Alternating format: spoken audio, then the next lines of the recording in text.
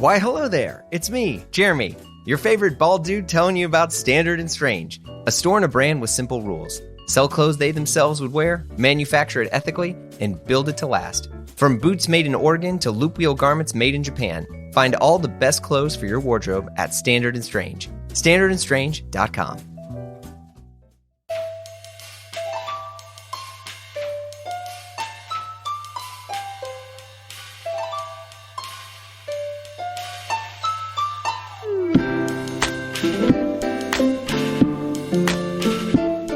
Hey folks, it's Jeremy. You're listening to Blammo. Yep, here we are. What a week. Look, if you're listening to this now or another time, Queen Elizabeth II passed this week and it hit me. Hear me out for a second. I mean, well, I guess you already are. But I mean, whether you supported the monarchy or not, like it's just sad when someone like that who was so important for so long goes. Like I got really emotional when I heard it. And then it hit me again later, more so because it made me realize I'm getting old. Like I wasn't grieving for the family or others anymore as much as I began grieving for my own youth. Like you kind of just thought she was always going to be there, right? Like the sky is blue, the grass is green. Queen Elizabeth is the Queen of Great Britain. You just kind of assumed, but man, life just happens, doesn't it? I mean, I don't know. I'm not going to get all emo right now. I'm just processing. That's all. Whatever happens next, it's going to be interesting to see. Times are crazy times, but I think we've been saying that ever since anyone that's been looking at history in hindsight anyway, just being like, well, that's crazy. Remember those years? Anyway, geez Louise. Okay. Michelle Rabin is here this week, which is awesome, all the way from Canada. I'm sure you know her from a ton of things, whether it's from Matty Matheson's Just a Dash, getting fits off online, teaching you how to bake with cannabis, talking about running and boxing. I mean, she's a food stylist, she's a producer, she's a fit god, she's friends with Billy Zane now, for real. You'll have to listen to the pod, and then you'll get it more. Then you can come back and start over and be like, now I even get that. Anyway, Michelle and I discuss how she became a food stylist, cooking with cannabis, not being a lawyer, hanging with Billy Zane, and the best jumpsuits. Strap in, this is a real one. All right, here we go. Do you have a coffee name that you give at like coffee shops? Not really, because I'm not really like a Starbucks goer. Like I'm a little bit more of a snob, and so they don't ask me my name. They don't ask you. The level of like going to a high-end coffee shop is the fact that like you. The other thing is like my order is black drip, so there's no waiting time. Like okay. They just give it to me. No names exchanged. See, I would have pegged you as like some sort of oat milk cortado. No. Really? Yeah. Like, oh man, I got to change honestly, all the notes. If I could inject coffee into my veins first thing when I wake up, just so that I didn't have to face the world without it, that I would 100% do that. Yeah. Yeah. Well, what's your breakfast routine? Walk me through your day. Okay, like my day is kind of like, I mean, like you mentioned Rabin Empire before, and it kind of made me chuckle a little bit because like, I mean, I work sometimes, but not that often. And so my days are usually pretty chill. I wake up and food isn't like necessarily the first thing on my mind. It's generally coffee. And so as long as like I have like a big one in front of me, I usually like start my day with like a nice breezy walk. And then I usually run. I mean, in the summer, I'm running almost every day. And then is running a new thing? Running is like, 4 years ago, I used to be like a really avid boxer. And what? Yeah, I was thinking about fighting even. And wait, what? Like MMA? Like like classic boxing. Okay, so not like Ronda Rousey stuff. No. But I was training like real hard, and like I'd say I had like 20 pounds more muscle on my body than I do right now. And I broke my hip, like just from sprinting and training, like not from like fighting. But after I broke my hip, I like kind of like needed to like do a lot more like slow, methodical workouts versus like really hardcore like sprinting and boxing and like weight bearing exercises. So I thought I would never really run again. And so I did all of that. Like I got into CrossFit and built up muscle in my leg and my hip. And then I started running again. So yes, running is kind of new, but also old. But like the fact that I'm like doing like 10K runs without a problem now is like it's a miracle. Like I'm stoked. But the whole thing about me running is that like people want to go running with me and I'm just like slow. And so if people want to run fast, like I don't care, go without me. Wait, what do you mean? What do you mean slow? Because are you like a Strava person? You got your routes? I think I have to become a Strava person because everyone's like, let me follow you on Strava. But like, I'm not really like a community runner. Like, I don't want to like join a thing and like it's just my own thing. And I just like want to run and like do it and like see how long I can go for and come home. But like, if people are that interested in seeing where I'm going and how fast it is, then like, great. Like maybe I should like join Strava, but I'm part of the Nike Run Club because actually, I mean, I think that if someone doesn't know how to run and they use those guided runs to kind of get them from like short runs to longer runs or speed training or whatever. I use that to help me. And I found it like so helpful. Interesting. Yeah. Wow. Okay. So back to your day in the Rabin Empire. Yeah. I usually like, I hate to say this because like food is totally my thing, but like I forget to eat a lot. Like I'll just go through my day and like, I love to like have a pastry maybe like with someone, but like meals don't really occur to me until dinner. And then I'm like, wow, like I really want a good one. And so then I'll indulge in something like really great for dinner. And I like going out. I mean, I like cooking for people, but I hate cooking for myself. Really? Yeah. Wait, this is all earth shattering right now. I know. But I think it's somewhat a completely different person. You were like, she's busy. She eats breakfast. She never runs. Yeah, like first off, shame on me for just like some sort of bullshit stereotype I assumed You're in like, my head. I was like, this is over. This is no, but like, I think that's also true of anyone that works in food doesn't, and I want to say this the right way, like maybe so much like the food that they eat for themselves is less precious for sure. In terms of like, yeah. Like why is it that anyone that works at a restaurant is obsessed with Doritos? Oh, you know what? Like, I love chips, but I hate dust on my chips. Doritos is a dusty chip. No, that's the best kind of Dorito. No. What's your problem? No, everything is off the rails.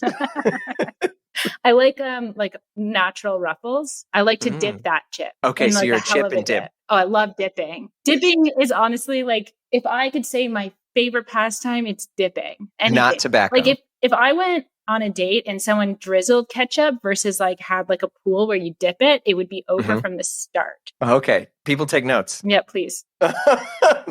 So wait, okay. So chips and dip. And the fact that you like plain old potato chips and you're not, is it because you don't want like Cheeto fingers or Dorito fingers? It's because like, it's like I don't know. I just like, there's such an intense flavor. I like really love the texture of a chip. And I think that the dust takes away from it. I have to admit that, do you have all dressed in the States, or is that a Canadian thing? The fact that I'm unaware is it's a probably good flavor. Anyways, it's dusty. All and I dressed chips. Yeah, if anyone comes to Canada, Ruffles all dressed chip is a superior chip as well. But it is a bit dusty, and I'm accepting it. For listeners, I just looked it up. It's quote, all dressed chips are a masterpiece of ketchup, barbecue, sour cream and onion, and salt and vinegar flavors all rolled into one chip. Yes. Wow. Is everything really that much better over there? No. I mean, yes, right now I like cannot imagine living in the States. I'm so stoked, especially because whatever. Yes, I'm happy to be living in Canada right now. Chips are great. Are you Canadian, through and through? Mm-hmm. Okay. Yeah, born. So you're in Toronto. Yeah, I was born here, and lived here for most of my life. I moved to the East Coast of Canada for 6 years, and then did a quick little move to Brooklyn for about a year, and then and now I've been living in Toronto ever since. How was Brooklyn? It was great. I kind of I had this big breakup when I was 28, and then I was just I don't want to live here anymore, and so I kind of just picked up and found odd jobs, people that would kind of hire me as an illegal alien. For that time, I worked in kitchens and I worked doing odd jobs. I assisted other food stylists there. It was a great time, and unfortunately, I was broke. And I think that New York is a really wonderful place to live if you have a lot of money. And so hopefully I'll do that again one day when I have more. Yeah.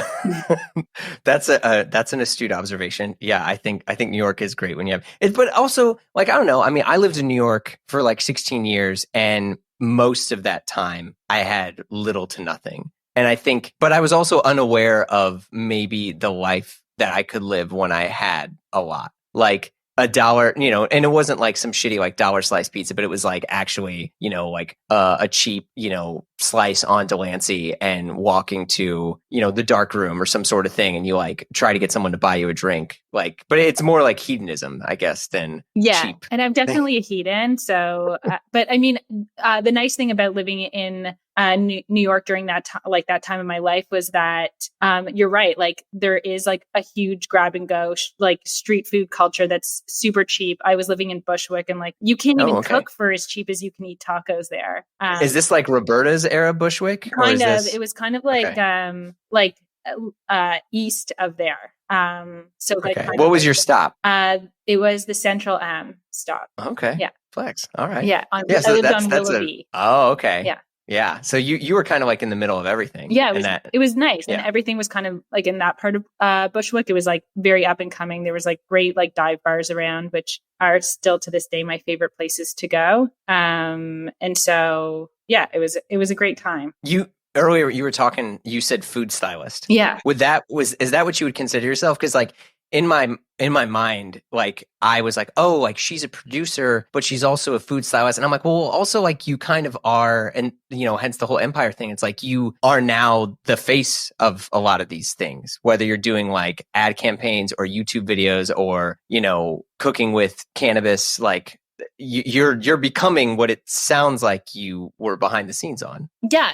I mean, that's the coolest thing. I mean, when I did this Cooking with Cannabis 5-episode series last winter, and a food stylist was hired for me, which was the trippiest thing because I've always been that person who's kind of been behind the scenes and kind of just making sure things flow along. And then having someone do that for me and being like the star of the show was such a trip. And I was just like, I couldn't even fathom it. I was like, what are you doing here? Like, I can do all of it.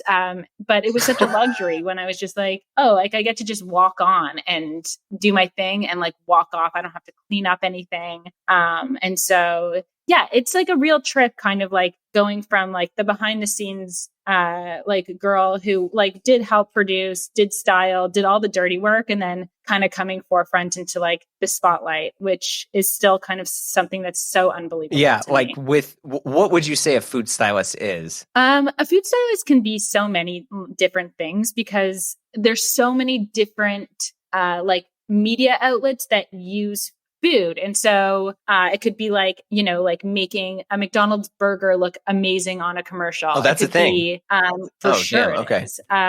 Yeah. And I mean, like that's kind of the work that when I'm busy consistently that I'm still doing. And I still get so much enjoyment out of it, especially when there's also like, the magazines like, Bon Appetit and Good Housekeeping and, like that I'll have the recipes and a food stylist will come in and make all those recipes look really great for the camera.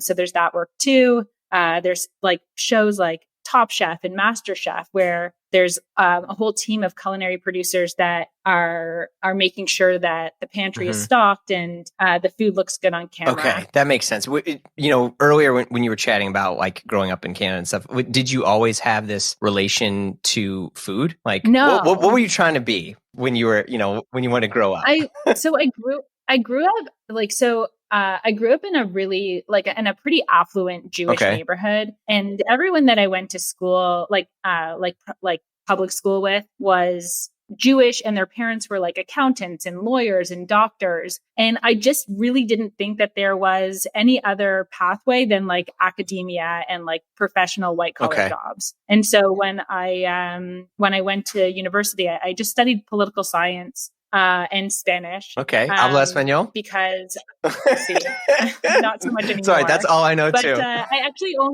I majored in Spanish only so that I could do an exchange program to Spain for 3 months. I thought that was like, hey, there you go. Yeah, I did it, but I forgot all my Spanish, so maybe I'll work on that. Yeah, I just like I thought I was going to be like a lawyer or something. After I finished my undergrad, I was like, I hate academia. Like, this isn't for me at all. I thought I wanted to be an artist. I really like did a lot of soul searching. I went on a really long solo trip to South America, and it was then that I was like, walking through the markets and seeing all the fresh fruits and vegetables, and I remember like picking up a cauliflower and thinking to myself, I'm like, I want to be a cauliflower. wait. And I was like, no, I think I want to be a chef. So, okay. Because chefs don't often want to be the food that they're holding in their hand. Okay. No, I don't want to be a cauliflower. But maybe it's a good life. I don't know. When I got back from South America, I started going to culinary school, but that also just didn't feel like it was for me. And so I dropped out pretty quickly. It was just everyone was like younger than me and which is fine. But I just didn't feel like that was like my culture. And I don't think I really understood what culinary school was when I was going to it, because now in retrospect, I was like, I think I could have like really done well there. But no, I like didn't get the discipline very well. Okay.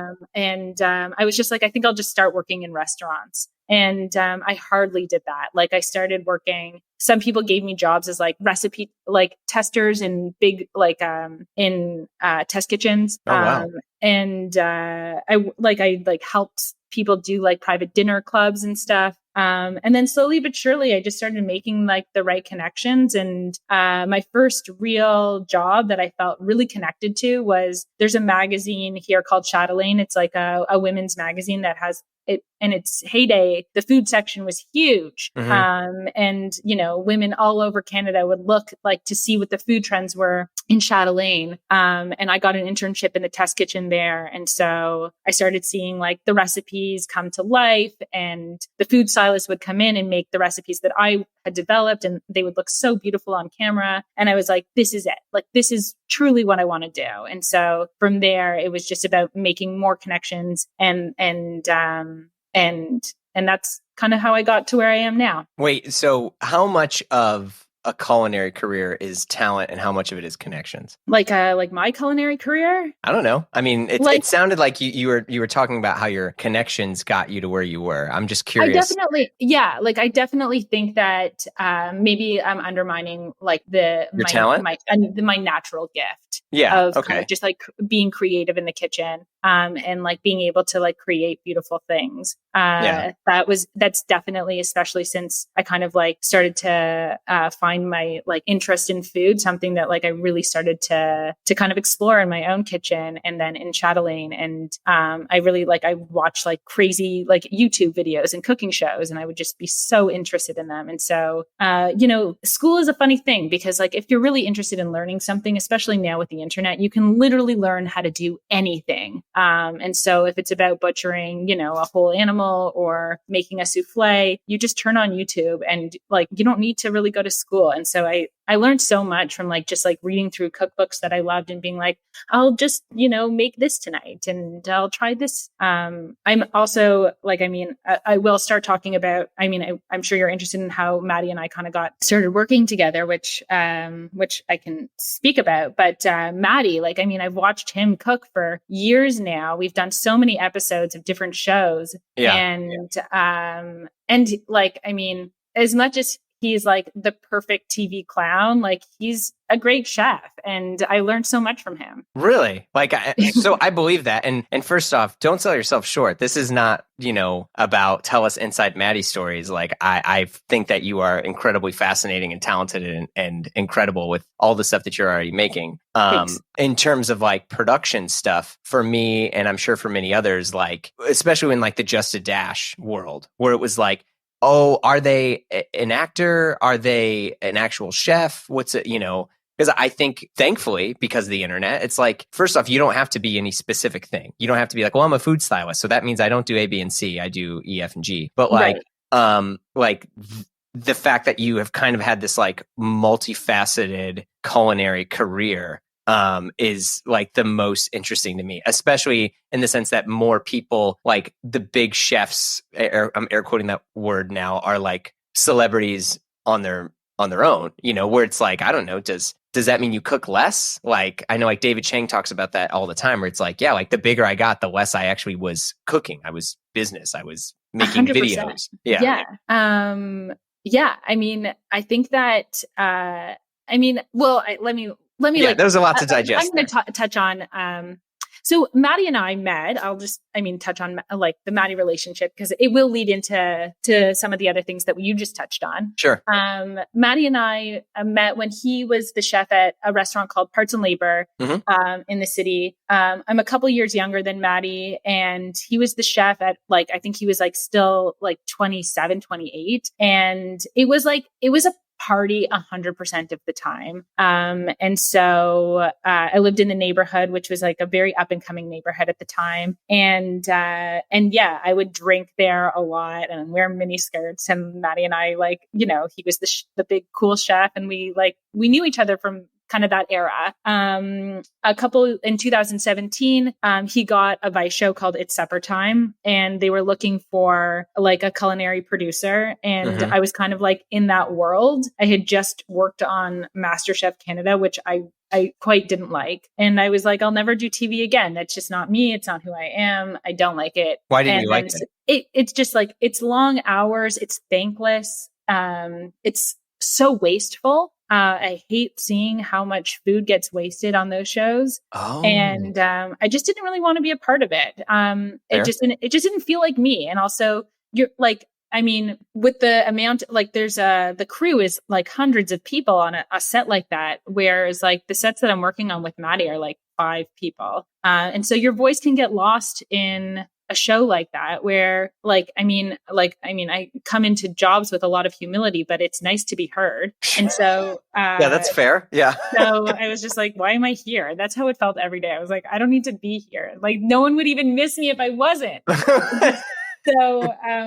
So yeah, when I got offered the job on It's Supper Time, I was like, I don't know. And then, you know, it was Matty, and it was a small crew, and it was like what we wanted to do. And I was just like, you know what, I'm in. And so that's kind of when Matty, and I remember in the interview, Matty was like, well, we need someone with a lot of culinary knowledge. Like if I say like, we need to lose sausage and like a cassoulet this episode, like, are you going to be able to make that? And I thought in my head, well, I was in the interview, like, there's no way I know how to do any of that. And YouTube. I was just like, of course. How do you make? I was like, shit, like I got to do some YouTubing when I get home.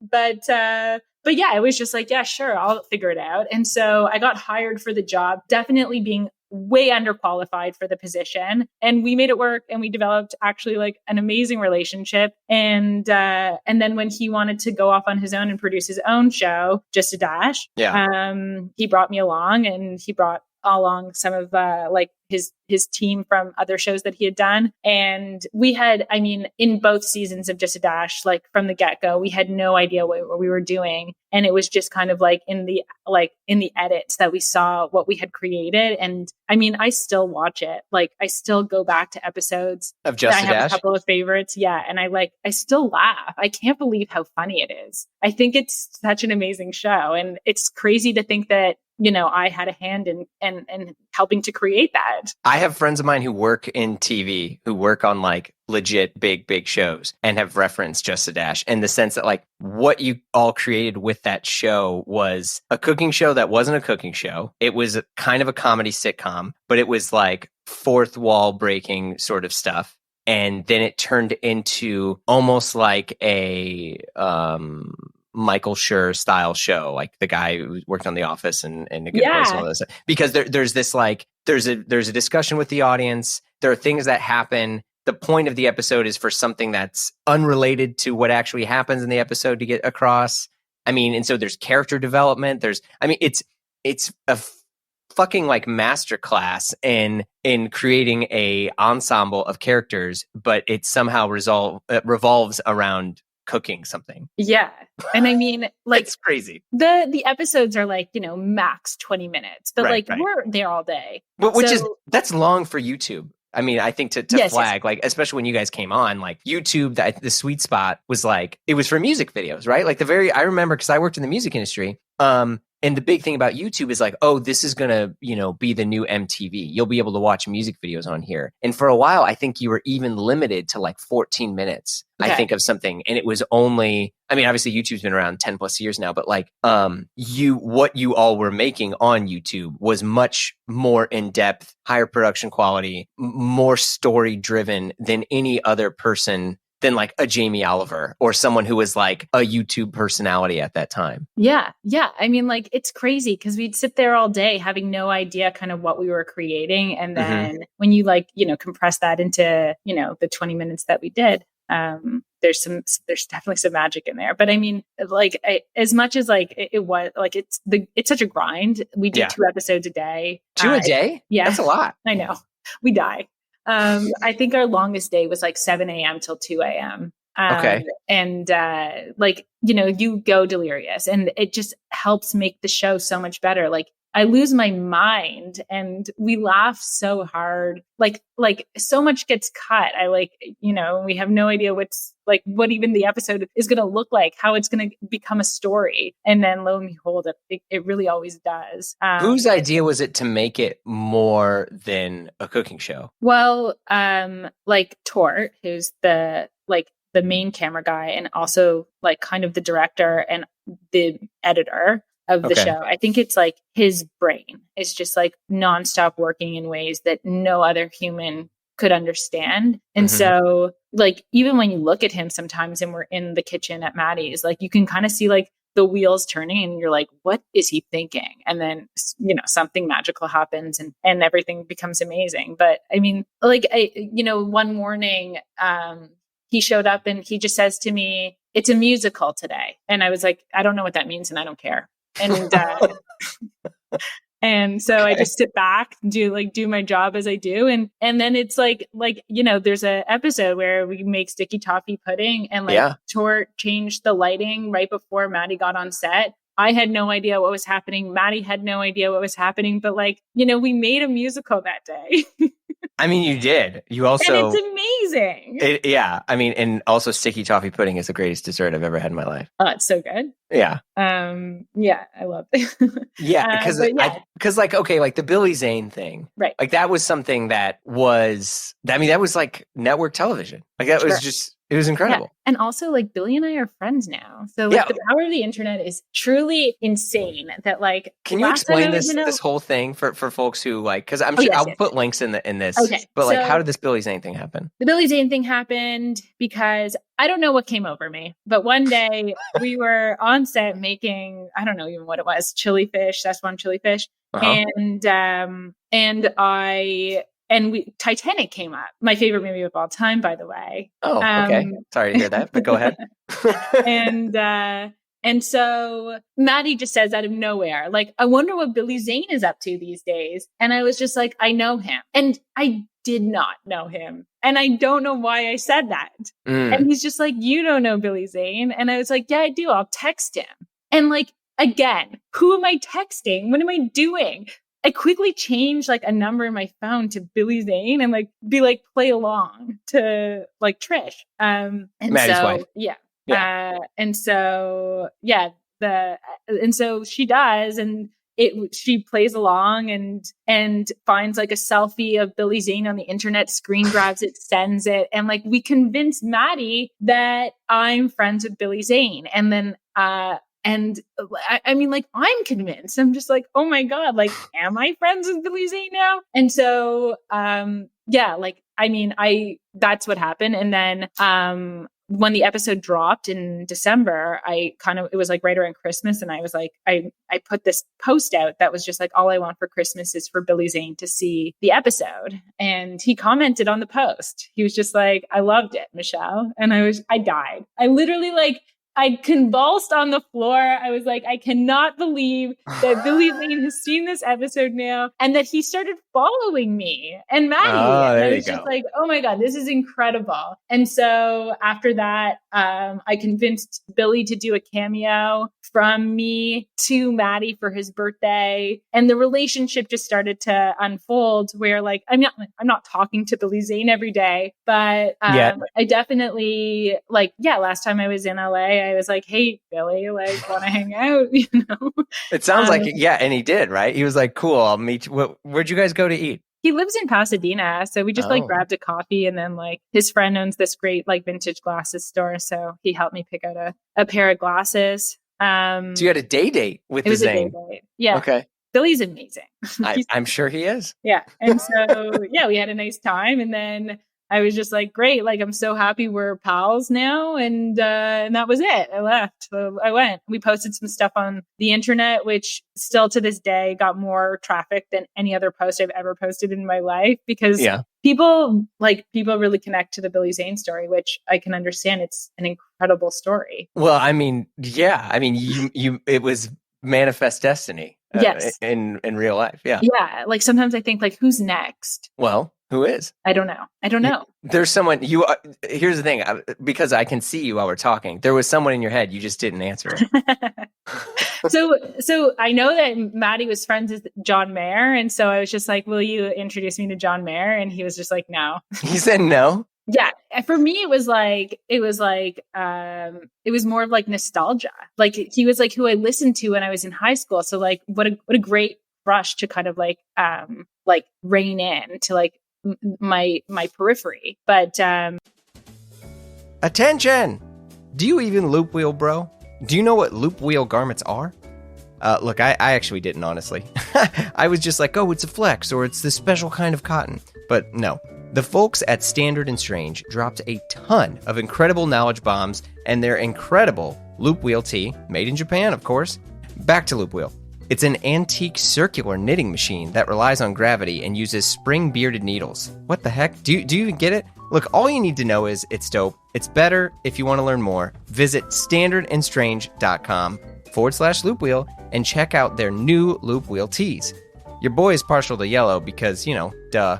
But the tees are fire no matter what color. The fit is spot on, and it's a classic tee that looks like it's from every era, to be honest with you, and fits like a dream. And it's from the folks at Standard & Strange, the shop that helps you own fewer, better things, run by industry vets who are focused on incredible product from incredible vendors. And look, if that's not your vibe, check out some of their huge offerings of Japanese denim or boots. But listen, the shirts, fam, the shirts. So, if you want to know more, visit standardandstrange.com. Loop wheel, baby. That's standardandstrange.com. Every day I get up and look in the mirror and I say, face it, Kirkland, you're a watch dude. Admit it to yourself. You know me, I've always loved watches for ages, but buying them is not always easy. The best thing I've learned is to buy the dealer, not the watch, because you want to work with someone you trust and who will help you on your journey. Because, geez, you think you're only going to buy one? Ha! That's why I work with Topper Jewelers. Located in the heart of Silicon Valley, Topper Fine Jewelers has remained a proudly family-owned retail store in Burlingame, California for over 3 generations. Not 3 years, 3 generations. They are an authorized dealer for Omega, Breitling, Hamilton, Seiko, Grand Seiko, Oris, and so many more. All your favorites. You know you're buying the right watch from the right folks. From entry-level watches to the grail one you want someday, Topper Jewelers has it all. They even have a huge selection of pre-owned watches, all backed with their 1-year warranty. And coming this summer, an incredible new location in Silicon Valley. So visit topperjewelers.com to learn more and get your first or your next watch at Topper. That's TOPPER jewelers.com. topperjewelers.com. But yeah, I mean, I do think that like John would do stuff that is like on a show. Sure, maybe he'll be on Just a Dash 3. Is that actually happening? Is Just a Dash 3 going to happen? So, I mean, I see Matty a lot when he's in Toronto. Mm-hmm. And we talk about it. It's not something that we have a date or like that there's money in right now. But when we see each other, we're like, yes, Just a Dash 3 is going to happen. but there's no concrete plan to like execute that right now. Do you feel the desire to go bigger and better than the last one? Or is it still like, let's shoot at your house. We have a budget of this, let's figure out what we can do? So we definitely have the desire to go bigger. We're not welcome back at Matty's house. I mean, like, Okay. Matty has 3 kids and a wife, and like they get displaced when we're there. Like they cannot live in the house while we're filming because it's impossible. We take up so much space and time. So they go to like an Airbnb in Fort Erie. And so Matty did these like huge renovations on his house, and that kitchen doesn't even exist anymore. So it's out of the question. You need that small space. So we have discussed like some other stuff that we could possibly do. But yeah, we definitely need like money and time, and he's so busy, and yeah, it's expensive. Well, yeah, because now Matty's on TV. I mean, I texted him earlier. I was like, I'm watching you while I'm on the treadmill. Like, it's a great show. It's full disclosure. I swear to God, I think The Bear is one of the best shows I've seen in years. Like, I've never it has been a very, very long time that I've watched a show. Like Severance was kind of like this, but Severance had so much. It was so unrelatable to me in a way, right? Like, but like. On The Bear, and like I grew up in St. Louis, and so like I would go to Chicago was like that was where you would go. That was like the big town to visit, and like I know those people that work at those restaurants. Like I worked at a restaurant. Like I'm like that is what it is. Like that guy does say that thing. Yeah, it's incredible. It's by far one of the best shows I've seen in a very very long time. I agree. I completely agree. And I mean, I've spoken to people people always want to tell me about when they like have any kind of connection with Matty because that's how they feel towards me. And they're just like, I feel seen all of a sudden. They feel like I'm the link, like they like want to talk about it. But it's funny because like, I mean, whatever. The point is that people are, I mean, I think people really love the show as well. Like, I mean, I think it's like really quite an incredible show, and it's. Were you involved on that show? No, not at all. Okay. Yeah. I wish. That would be so cool. Yeah. Well, I mean, but this is the thing, and this is really more of the bigger point of this conversation is like, whether just a dash or not, like your career is, purposely or not, has really evolved into you being the star of things. And like, I mean, I've seen it from as someone who used to watch, Just a Dash when it was on, like to this, like, yeah, like you're cooking with cannabis. Like, did stuff kind of naturally progress from opportunities that came your way? Or did you say like, wait a second, like I'm really good at this. I'm going to start like doubling down on myself? No, I have like that hubris is like something I lack and wish I had more of, because I would do more if I could recognize the potential to like blow up or get bigger. But it's always been people kind of coming up to me being like, do you want to do this? And then me being like, what like me? And so, I mean, imposter syndrome. I feel like, what do you like? I mean, even like when you asked me to do the podcast, it was like, oh my God, what are we going to talk about? Like,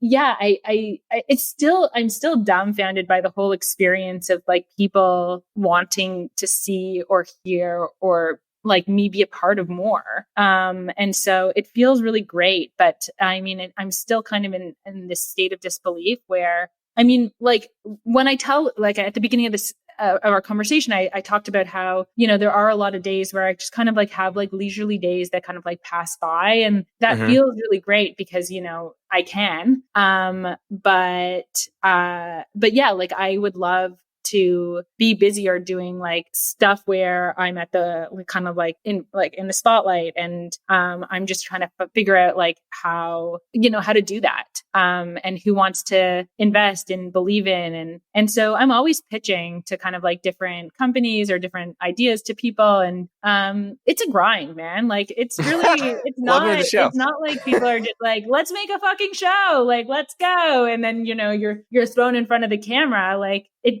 there has to be a lot of money, and people really have to really love you in order for that to happen. And that's rare still for me. Okay. I'll give you the fact that like, sure, it's rare that like the stars have to align, but I think at least in your case, it doesn't sound like there's this desire to prove yourself anymore, because I mean, like the Cooking with Cannabis show, right? Like how did that happen? Because that's good, and like you're really funny in it, and it's I mean, there's a connection there. And obviously you're cooking. Like, well, that worked, right? How did that happen? Sure. And that, like, that came, like, we finished the last episode of Just a Dash had just come out, and then someone from an ad agency said, like, we have this partnership. Do you want to do it? And like, when they asked me, I was just like, sure. But honestly, I had no idea they wanted to put me in front of a camera. They wanted me to make all these recipes. Like, I said yes to it. Like, and then I kind of read, like, what I was just like, what are you trying to say? You want to fly me to Boston to shoot this thing where I'm the star? And then they were like, yeah, that's what we're saying. And I was just like, okay, like, let's go. And like, after we filmed, we just filmed all 5 episodes in one day. Also, wait, really? In one day? Yeah, we just nailed. So you had costume changes, right? Because you weren't wearing the same. I just brought a suitcase with my clothes, with some jumpsuits. I was just like, hope they like this, like. But that night I didn't sleep. I like remember being like, how could I say this? And who am I to do that? And yeah, like, I mean, I had a full on anxiety attack and called my mom at 7 a.m. being like, I haven't slept. I don't know what this is going to be like. Did I just ruin everything? And like, it comes out and people are like, this is the best. We love you. And I'm just like, wow, like I worried for nothing, but I, so much of everything that I do like is followed up with kind of just still self-doubt. Yeah. I mean, I'm in nowhere near your level. And like, that is a very common thing with anyone that has like great things happen to them. Like, you're just like, I feel the same way. Like, you're like, even today, like I literally had therapy before this, and I was talking to my therapist, and he's like, yeah, so what's going on? I was like, oh, well, I just kind of hate myself at all times. And other than that, but life's pretty good. He's like, okay, let's unpack this. Yeah. No, I mean, I have the same like human experience, which I think a lot of people have, but do a better job hiding. Do you? And maybe this is a thing that's like, you're good at this, and maybe that's why you're such like a good host, is like, I think traditionally people that were like food personalities, and I'm trying to say that in a correct way, but like it's generally what you're making, not that person. And I think like maybe that also is an evolution of the fact that like we as consumers and people don't really want to patronize brands anymore. You want to have a relationship with a person. I mean, it's why like even me, like when you had your couch issue, right? Like you got a couch in the mail and everyone's like trying to tell you how your couch needs to look and that it was wrong. And it was like, I was glued to my phone. I was like, everyone has something to say about this. It was amazing. Did you get your couch fixed? No, I just kept the same one. I made it work. Okay, but, people come in and they're like, that's a great couch. And I was like, thank you. But I think like the transparency of yourself is what it sounds like. I mean, it's like this kind of double-edged sword in the sense that like, yeah, you want to be conscious of like, maybe it sounds like you feel you don't deserve to be in some of these places, but also you're really good at what you're doing. Therefore, that's why you're there. Yes. I mean, thank you. I do feel like I've never hid my vulnerable side. Like I am just an open book who wears my heart on my sleeve all the time. Okay. And I think that people really can relate. And I think that, they can relate to that. They want to see me like when you fail and you're just like, I am failing at this. People love to see that. They don't want to see like, the magic of television pulling out like perfect cakes and perfect lasagnas. They want to see you like fuck up because everyone does all the time. And like, yeah, like, I mean, I feel like 100% a fuck up all of the time. And so, like, I mean, to a certain extent, I definitely do some things okay. But yeah, I think that when people are able to kind of expose that part of themselves, expose like their vulnerabilities and like their heartbreaks and the fuck up, like I bought my couch heartbroken on Boxing Day online and, bought the wrong orientation. And it came 3 months later and I was just like, oh my God, like I just spent thousands of dollars on this thing. And like, what was I thinking? I never even part sat of on it. The cannabis cooking show bag? Yeah. Okay. Cause I was saying now that you're crushing it, you got the nice frame picture on the wall. You got the cool looking home. How have you been living it up with your newfound, bag of success? Yeah. So I love buying stuff. Welcome to the show. Okay. What else? And I love going places and then buying stuff there. Mm-hmm. And so, during the quarantine, I did a lot of online, like vintage searching, which was like a great fun. And I actually just got back from, I drove from Vancouver to Whitehorse in the Yukon, which is about a 35-hour drive. And I did it over a week. It's still unknown why I did that. It wasn't very much money spent, but it was a lot of really beautiful things seen. And I'm going to Brimfield in 2 weeks to Massachusetts to really like do some damage on my wallet because cash only. Oh, don't worry, I got it. My buddies used to work at Ralph Lauren, and they would talk about how like they would have suitcases with like tens of thousands of dollars when they would hit up Brimfield. I think, to be honest, now more folks have like square readers and little, I think so too. Yeah, but like either way, I'm bringing a suitcase of cash. Yeah, there you go. Right. I mean, you'll be able to get a ton of stuff. So wait, I'm sorry, I interrupted you. You're going to Brimfield. I'm going to Brimfield. Then I'm going to drive to New York, like spend a couple days there. I'm a motorcycle. I bought a really nice motorcycle during COVID. Okay. I have a Ducati Scrambler. Wow. That's a serious motorcycle. Yeah, it's a nice little bike. It's perfect for me. It's like actually they're pretty small and nimble. And for like someone my size, it's pretty nice to ride. I used to ride a vintage Honda, and it was kind of too bulky for me. So wait, talk to me about motorcycles because it sounds like you've always been into them. No, it's kind of still a new thing. I've had my motorcycle license for about 3 years. My first year I had the Honda.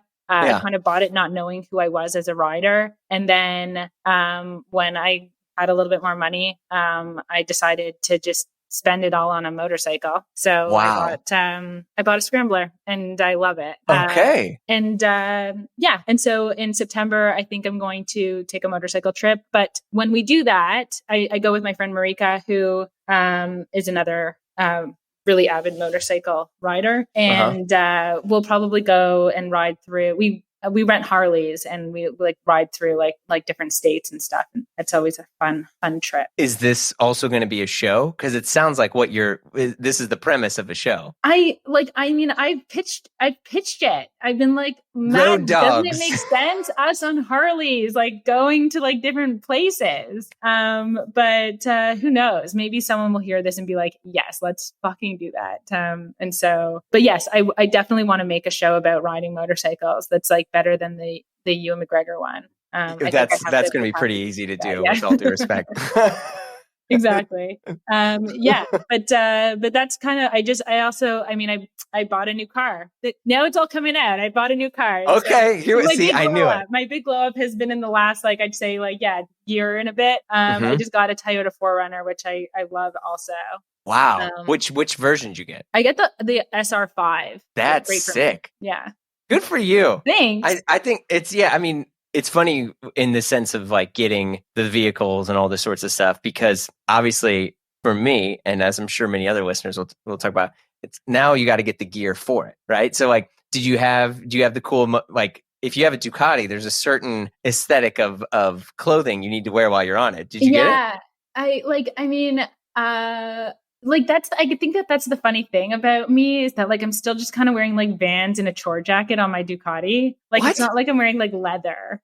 No, you got to get the whole kit and caboodle. I guess I do. I should probably get like some really tight leather now. Riding it around. Yeah, or like some sort of cool, colorful. Okay, have you ever seen the movie Hackers? This is like the 5th time Hackers has come up lately.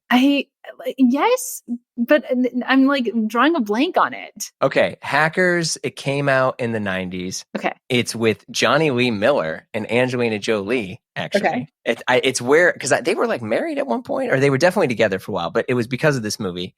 Fisher Stevens is also in it as the antagonist.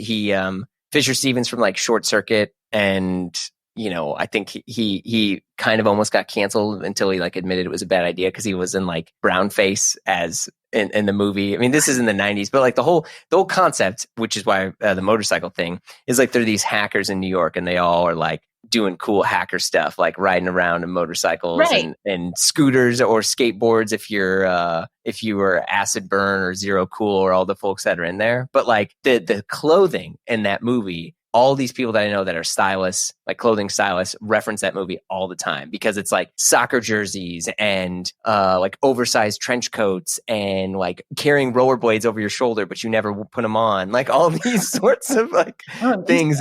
in there, but there's some cool Ducati-esque looks. Oh, I'm in. I mean, Yeah.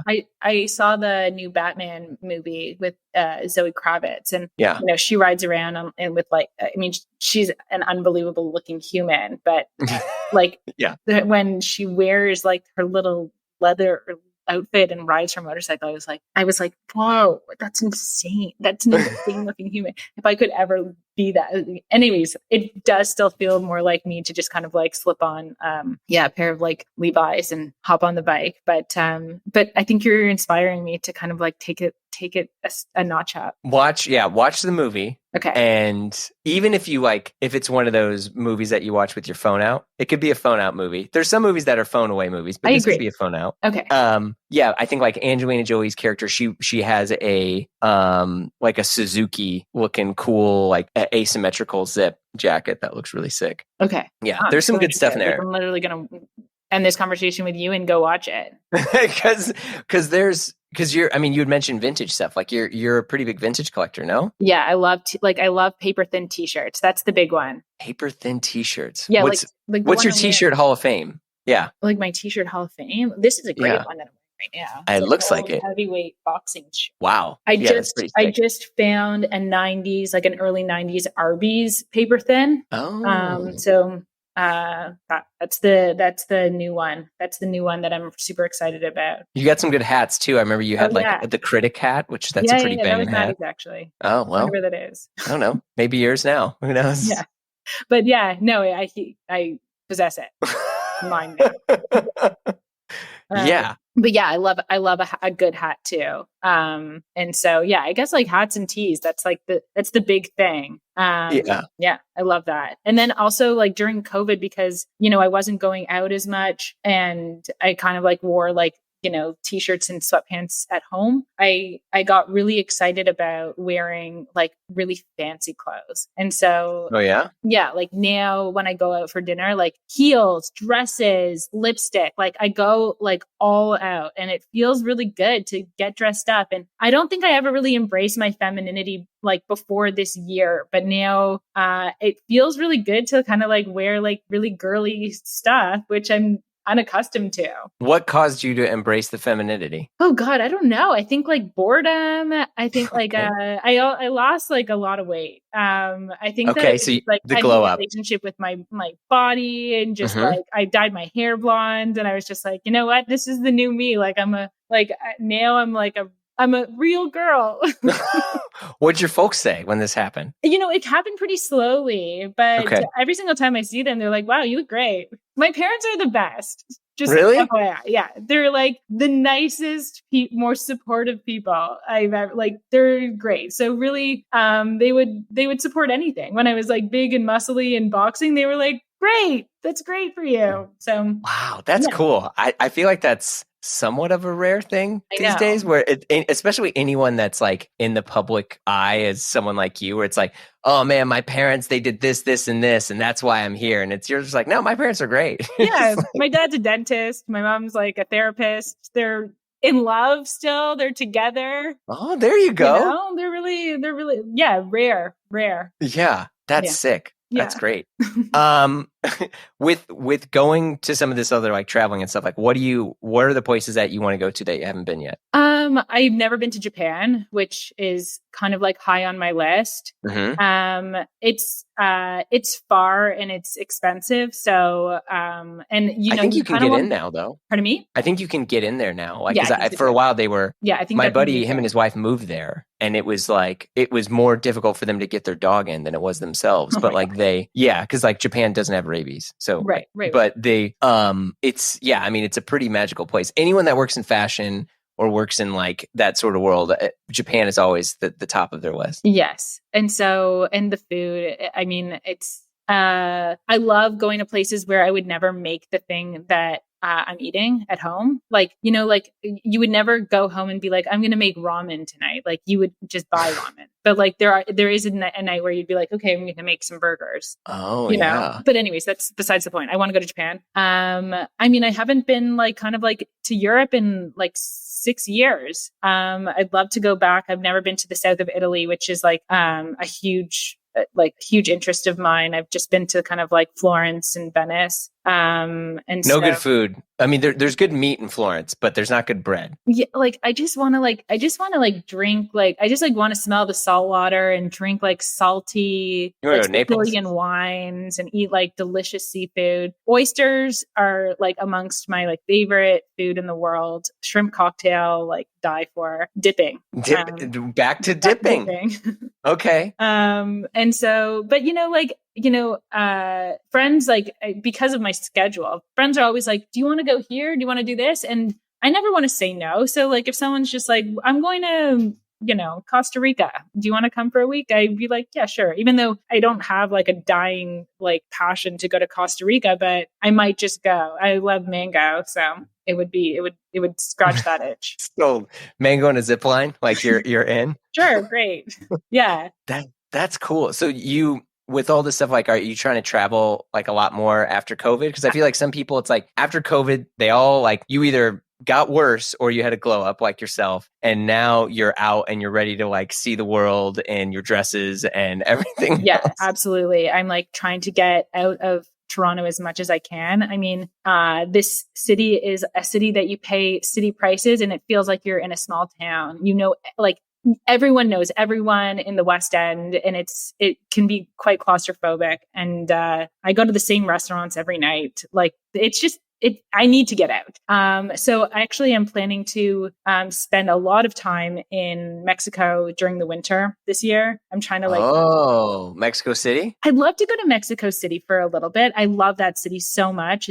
That's the new cool kid spot, by the way. It really is. And I mean, like, I feel like I can get in with those cool kids. So maybe it's the place for me. But I bought this, I honestly, like I saw an Instagram post of this hotel room and then I bought a book that picture was in. And then that book had all these hotels that were located in Merida, in Mexico. And I have this like hardcore passion for this city that I've never been to or knew about before I saw it on Instagram. And now I want to move there for life. So, yeah, like I'm going to go and spend some time in Mexico City, but I kind of have to like go to Merida and see if it's the place I think it is. It looks so beautiful. There's the hotel room that I saw on Instagram is this room. I love baths is another thing, which is kind of dipping. Okay. Yeah. Back to dipping. All right. I get it. Taking long baths. I do it almost every night, even in the summer. And so, this one hotel room has two standalone clawfoot tubs side by side. So you and like your lover can take a bath,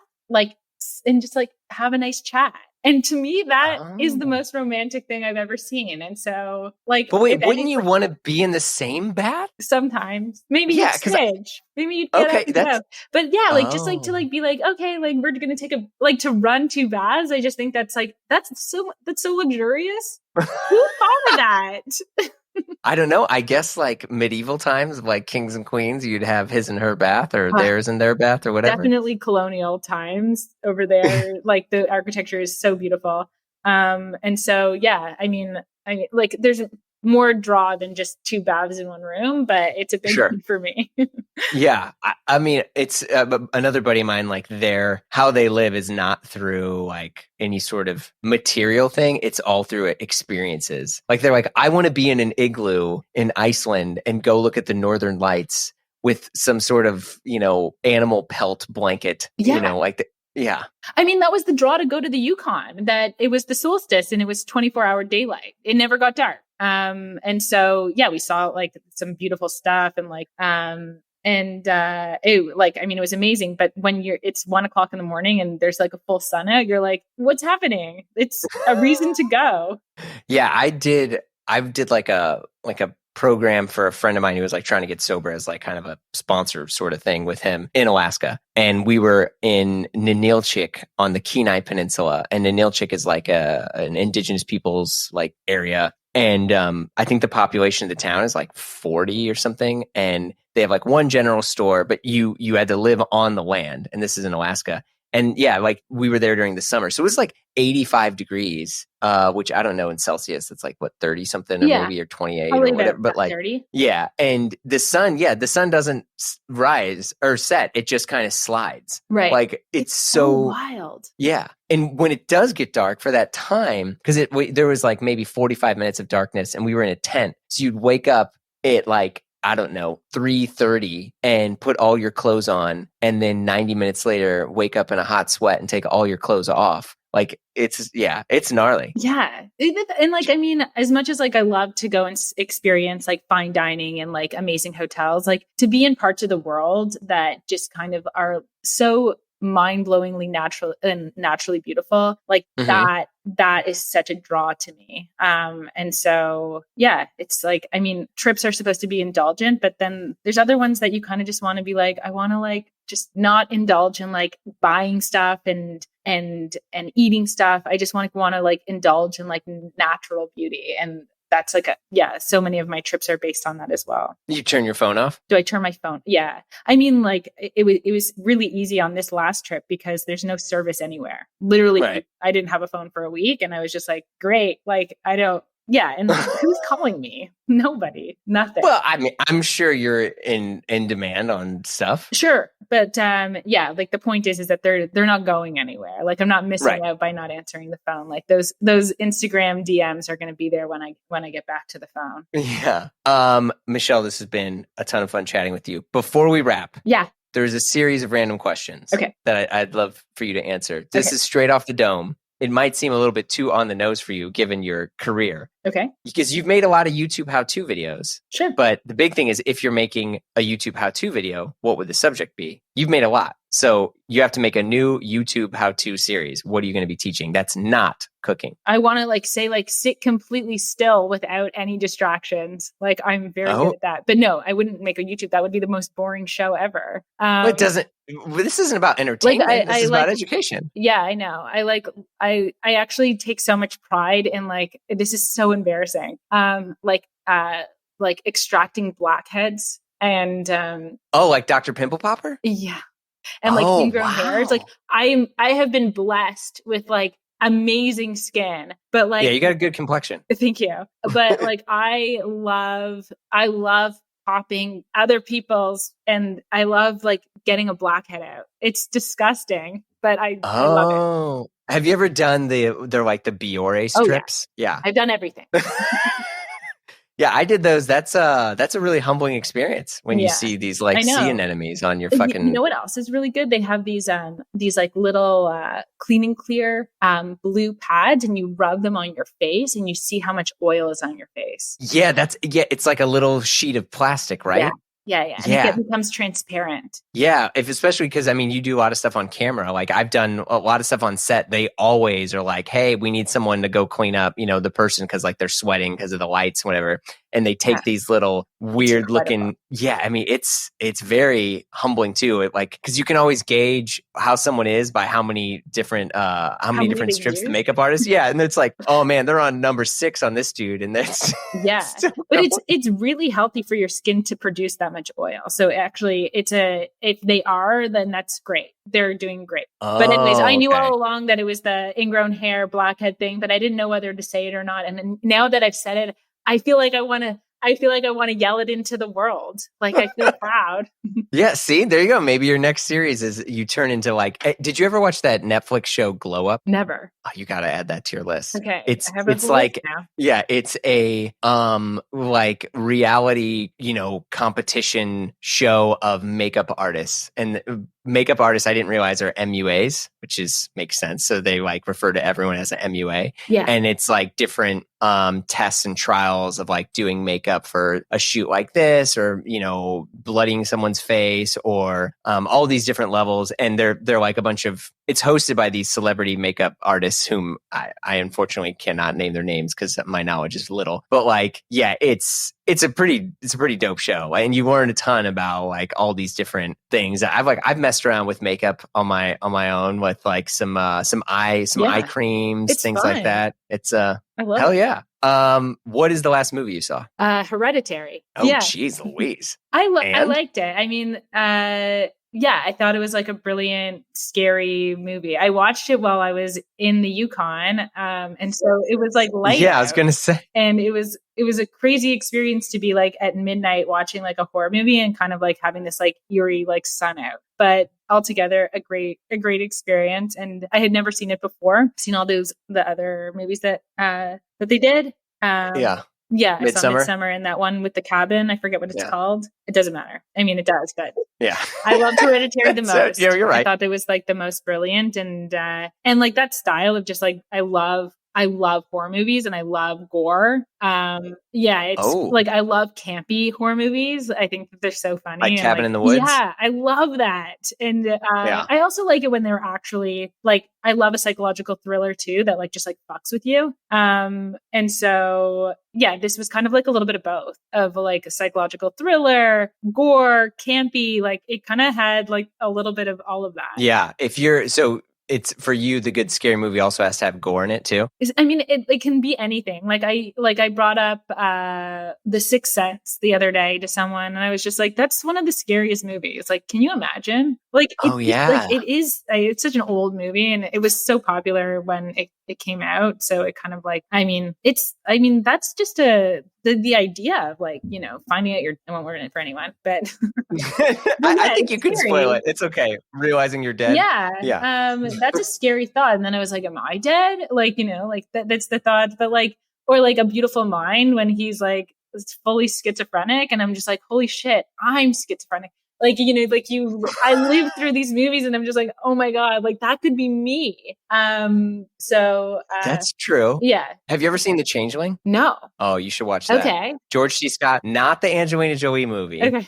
So watch the Angelina Jolie Hackers movie. The Changeling I think it came out it's in the mid 70s, but George C. Scott, it's about this is not a spoiler. It's about a man who loses his family and he's a composer and he moves into a home to kind of like, he relocates after he lost his family and he moves into a new home and you find out the home may not be what he thinks it is. Oh. Like, that's all I'll say. Okay. But the biggest thing is like the fear that freaks you out are noises. Like there's no gore in the movie, but you become like terrified of like repetitive noises, like the sound of water dripping. It's like somehow the scariest thing you've ever heard after you watch it. I think that like that if you like a director is able to do that to their audience, like that's an incredible experience. That's why I love it so much. It's like I'm sitting on my couch, you know, everything's normal and I'm freaking out.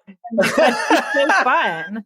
Last album you heard? I think I started listening to the new Arcade Fire record that like a couple of nights ago, but I didn't finish it. Yeah, well, I think you and many other people. Do you feel biased because you're, you know, they're local homies? No, I feel proud, and yes, the bias is like in their favor. Sure. I remember when I was in my first year of university, they played at this like shitty bar in Halifax, and I went to go see them, and then like for a funeral. Yeah. And then, you know, like a half a year later, they were like playing some of the biggest venues. And so I definitely like, the bias is real. I definitely am like, I saw them when they were nothing, you know? And so, but I definitely, I mean, their previous albums to this new one, I think are much stronger. Oh yeah, for sure. Last YouTube video you watched? I think I was like literally the other night I watched Just a Dash. Really? Yeah. Are you a YouTube Premium user? No. Should I be? Why not? Yeah. Okay. I will be. If you say I should be, I will be. Well, I'm very flattered you take my recommendations to heart. But like, no, it's one of the only streaming like service things that I am always going to pay for no matter what, because I've watched so much stuff on YouTube and, you know, I used to have an ad blocker way back in the day and, you know, now it doesn't work. And obviously there's a lot of like artisans and creators like all of you guys that I support and want to watch on YouTube, but I don't want to watch the stupid commercials. So, which is like, you just pay for the it makes perfect sense. Okay, I'll consider it because I do like I've mentioned so many times throughout our conversation how much I like rely on YouTube for literally everything. Well, I mean, it's worth it. The big thing though that they get for some people is if you have an iPhone or any sort of smartphone, YouTube, when the app is not on, right? Like, so say you turn your screen off, whatever you're watching doesn't play anymore. Right. But if you have YouTube Premium, it does. Oh. So a lot of people use it for podcasts in the sense that like if there's like a video podcast that they watch and they want to keep listening to it, they'll just, you can just have it on in the background. Understood. Yeah, it's weird. I don't know. YouTube is like such a shit show. And I know so many people who like have this love-hate relationship with it, but they also make lots of money with it. And you're just kind of like, yeah, I'm sure like living by the algo has got to be kind of tough. Yeah, for sure. Yeah. Last thing you bought online. The RBC shirt. Oh, where do you get your vintage stuff? That was eBay. eBay. Okay. Yeah, I had been watching eBay? it for a long time, and I was just like, this is too expensive for me to really buy it. And then something bad, I don't even remember what bad happened, but I was in a bad mood about something, and I was just like, fuck it, I'm going to buy it. Retail therapy is real for me. Like everything that I've ever bought has been as a result of me being like, I deserve this. I'm sad and I deserve it. Okay. Entitlement is also a common theme in my life, but that's for another podcast or therapy maybe. What is a movie or a book that when someone mentions you feel they understand you? Like, I mean, like, let's go back to Titanic. I'm gonna look. Okay, there you go.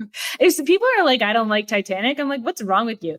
I mean, like during sell me on Titanic, honestly, because I've seen Titanic once. I saw it maybe 4 years ago. It's such a cheesy movie. I actually think if someone was just like, Titanic is my favorite movie, I might love them, but I would be like, also like, what's what?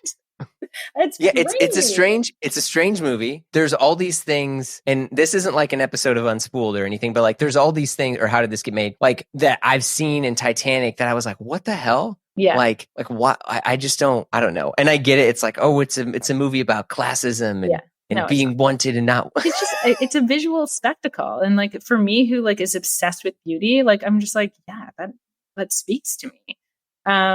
I like watched more movies than I've ever watched in my life during lockdown. And like, the top ones that stand out for me were like, Cabin in the Woods. I had never seen before. And, Ex Machina I had never seen before, which I think is such an incredible movie, but like, I'm not going to like stand here and say that like, I really connect with, I can like, but again, like, I think that's somewhat of like, a science fiction, psychological, like mind fuck. I love that movie. And if people are like, oh, I love that movie too. Yeah. Like they get me. I saw Zodiac, which is another one where like an oldie, but like also just it like great film. It's a great movie.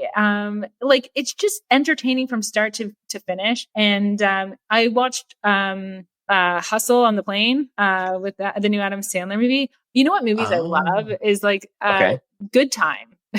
Another fucking movie. Safdie like Brothers the Safdie movies? Brothers. Like when I saw that movie, I saw it before Uncut Gems, and I was just like, this is a masterpiece. This is like, this is such an incredible movie. I felt so much. I never wanted to, again, we talk about phone movies and not phone movies. Like I was never compelled to even like touch anything. Like I was glued to the TV. And so, yeah, I think that any of those movies, like, speak to me in a way that don't. But I mean, I can't think of like a movie that I like go back to and I'm just like, this is it. This is the movie that really defines me and would make me see my soulmate in someone else. Well, I think, that's a good response in that sense. Cause I don't know. I mean, I don't have an answer for that question. Right. I fucking asked it to you. Yeah. Like I like, all the movies that I like are historically bad. They never made money. People would probably think less of me if I say that I like them. But yeah, like Heavyweights and House Guest and like dumb kids movies that are just nostalgic for me. But they're also, like I rewatched like Clifford, like Martin Short's movie with like Charles Grodin and stuff. I rewatched like Beethoven, which is just a stupid movie about a dog and a family. But like that movie. Yeah. See, like Free Willy? Sign me up. Free Willy. Oh my God. Yeah, I remember Free Willy. That was a good movie, actually. Michael Jackson, hit song. Which one is it again? I don't know.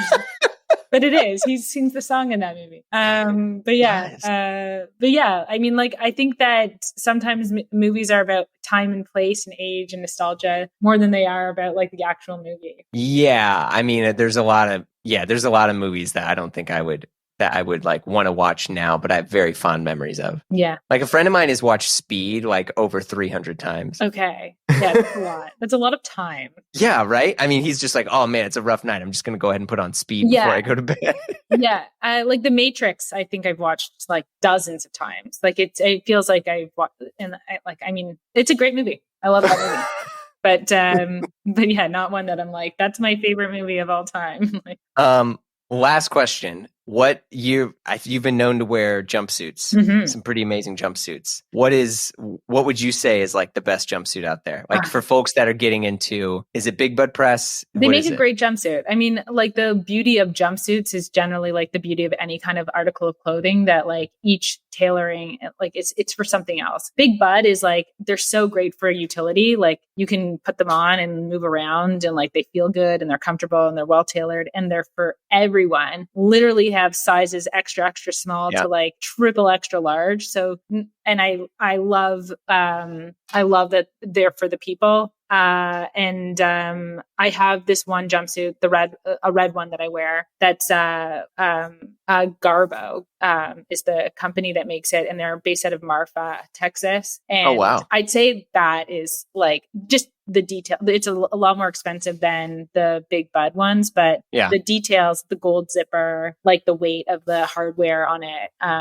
And just the tailoring is like, it's real nice. There's also a Toronto-based company called Horses that makes jumpsuits, and they're beautiful as well. And they are also kind of like on the more expensive side of jumpsuits. So this is like a flex jumpsuit. It's a flex. And they're so beautiful and the colors are so great. I love, like, I mean, I think that's like with jumpsuits, like, I think that when you have like people are wearing them at gas stations and then all of a sudden they're like a fashion piece that's like a flex. Like it's a really cool idea that I can wear one with a pair of heels and people would be like I could go to a wedding in it if I felt like it. Tis true. So. Jumpsuits are definitely, they're a good vibe, especially with like, I don't know, because I remember like some of the Big Bud Press jumpsuits would like, they made like limited runs of them and then they were like, people were flipping jumpsuits, which is like, it's not a Supreme hoodie. It was like people were literally flipping the jumpsuits. Amazing. Yeah. I only have like some certain classic colors, but maybe I need to become more of a collector. Are you on Flow Team now that you're like, you're a big like YouTube celeb and like celeb now? Like, are you getting free gear from some of these jumpsuit folks? So Big Bud has sent me a couple, which is nice. And I'm forever supportive of everything that they do. So it's nice to be able to like, amplify their voice. But yeah, like sometimes I receive stuff, but like, it's funny what I get. Like sometimes like I just get like chocolate bars or like a bottle of booze or like, like and a vintage shop in Chicago sent me a whole bunch of really amazing t-shirts that I loved called Loop Vintage. Oh, okay. And so, yes, I definitely get lots of really lovely things from people. So I'm thankful for that. Sometimes I'll get free stuff from a brand and I'm going to sound like such an asshole when I say this, but I'm like, I wish you would have just like either given me a discount or let me pick out the thing. Cause like what you sent me is like stuff I will never wear and like is not my size and now makes me feel awkward because I just have this like pile of stuff that like, I don't want to sell it because I think it's unethical because I got it for free, but like, so it just sits and then I just feel like an idiot. I give it to people. Yeah. I just like give it as gifts. I'm like, do you want this? Great. Go take it. That's an awkward thing. I like appreciate when people are like, what size are you? What do you like? And usually, I mean, that's so nice that someone wants to give me stuff. Yeah. Very cool. Yeah. Well, congrats again. Hey, thanks. And, thank you so much for coming on the show. Oh my God. I had such a great time. It was great having you on, Michelle. Thanks so much. Okay. I'll see you. Bye. Bye. All right. You've been listening to Blammo. The show's produced by Blammo Media. We're edited by Amar Lal, and our theme music, as always, by the mysterious Breakmaster Cylinder. Hey, if you like what you heard, you know the drill. Share the pod with a friend, leave a review on Apple Podcasts. I think you can do it on Spotify now, too, but I mean, geez Louise, it's all over the place. Follow us on Instagram for all the hot content, and if you want to talk to us and give us your hot take, we'd love to hear from you. You can call us or leave us a message, and we'll put it in a future episode, or email us at info@blammopod.com. If you want to hang with us and join the Blam fam, visit patreon.com/Blammo, where we have tons of exclusive episodes in our amazing Slack community. We even got exclusive shows now. I mean, there's all sorts of stuff in there. All right? So, everyone have a lovely week or weekend or whatever you're doing. We'll see you soon.